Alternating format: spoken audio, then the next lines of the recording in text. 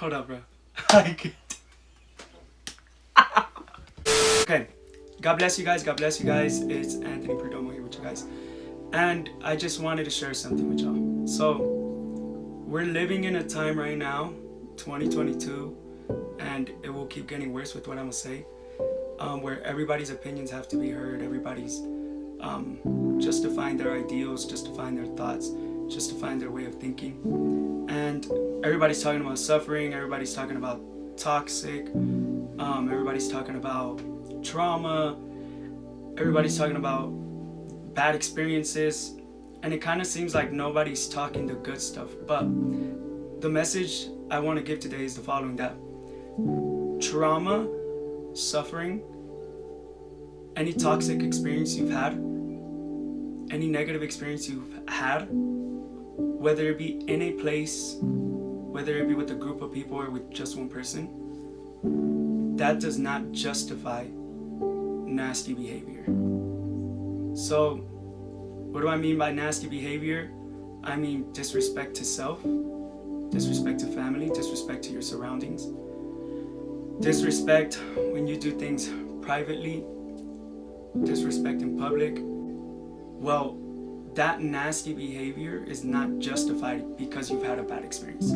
If you've had a bad experience of any sort, it shows if you were the issue or if your surroundings were the issue. Why?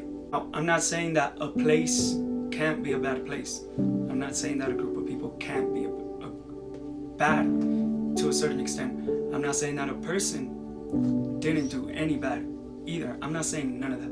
What I'm saying is that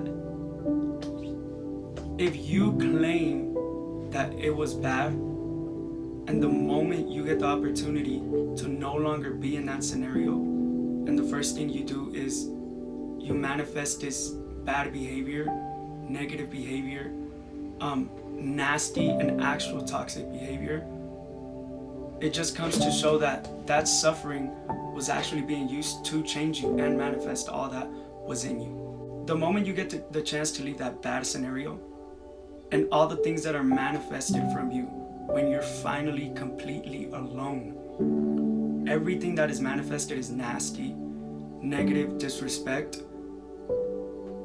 How do you expect anybody to believe what you're saying? I strongly believe that that situation was being used to change you, to manifest what was in your heart and your mind, to manifest the plans you've been planning for a long time, and just to manifest all those things that were in you. All that bad stuff that was happening to you, or all that bad stuff that you've lived, all that trauma, it was actually a reflection of all the negativity you had inside of you. It was a reflection of all the things, all the disrespect you had inside of you. It was a reflection of all the hate you had inside of you. But yet again, you blame it on a place, you blame it on a group of people, or you blame it on someone, instead of taking full accountability and saying, this was my problem, this is where I went left, this is what I didn't do right, these were my mistakes. And not only that, but you leave the situation and you still point fingers. If the situation is really to blame, why? So the situation is no longer there, why do you get worse? That's my question for you. Why do you get worse? What I'm trying to say with all this, your suffering or your trauma does not justify your nasty behavior. I've always said, if you're somebody that has actually suffered, show us that you don't want to keep suffering, and don't adopt nasty habits. Don't surround yourself with actual toxic people because you suffered. Remember? So you're suffering, you should take something good out of it, and you should make something good out of it. And I repeat, that's if you suffered. If you didn't, stop calling it that, and instead take accountability. Stop justifying your nasty behavior because of your suffering. And if you did suffer, show us that you did by manifesting the lessons that you learned, and then showing us the good behavior that suffering produced in you, instead of doing the complete opposite. And when that situation isn't there, you just get worse and worse and worse. That's all I gotta say.